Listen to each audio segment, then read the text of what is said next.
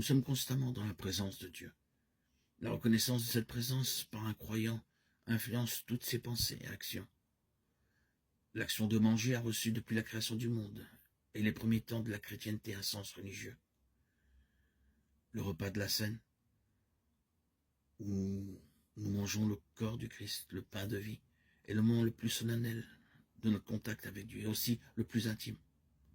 Nous exprimons notre absolue unité avec le Christ en mangeant le pain devenu son corps et en buvant le vin devenu son sang.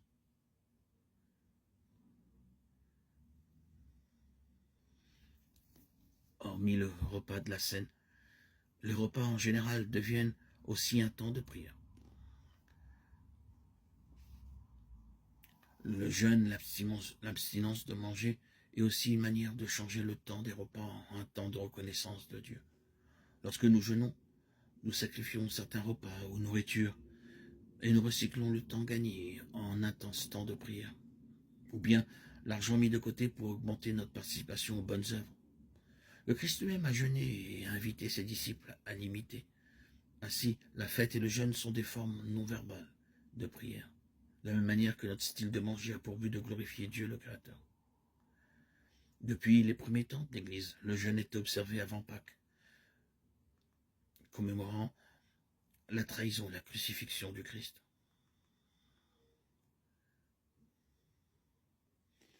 L'acte de jeûner comme l'acte de prier nous fait grandir dans notre relation à la présence de Dieu.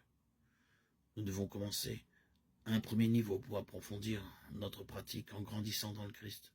Ainsi pouvons-nous passer d'un niveau de jeûne à un autre. La prière et le jeûne ont un troisième compagnon dans la liste que le Christ établit pour le style de vie personnel d'un croyant. Ils forment un triptyque. C'est le don de soi-même, le partage de nos ressources avec les autres. Nous réalisons, nous chrétiens, qu'appartiennent au Seigneur la terre et sa plénitude, psaume 24, 1, et qui nous a confié toutes ces choses dans le but de les employer pour sa gloire. Les choses matérielles nous sont données et c'est notre croyance pour les partager avec ceux qui sont dans le besoin. Ainsi dit la prière, pour les deux époux en fassent profiter ceux qui sont dans le besoin. Les façons de partager se différencient selon le style de vie de chaque personne. Cependant, le principe est le même.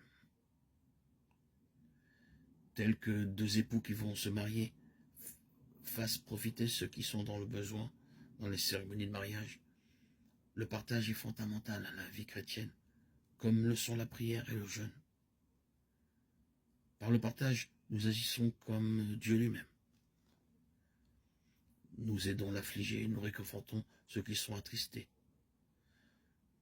Il est écrit, toi qui es fort, aide le faible. Toi qui as, aide ceux qui n'ont pas. Toi qui es debout, aide ceux qui sont tombés et écrasés.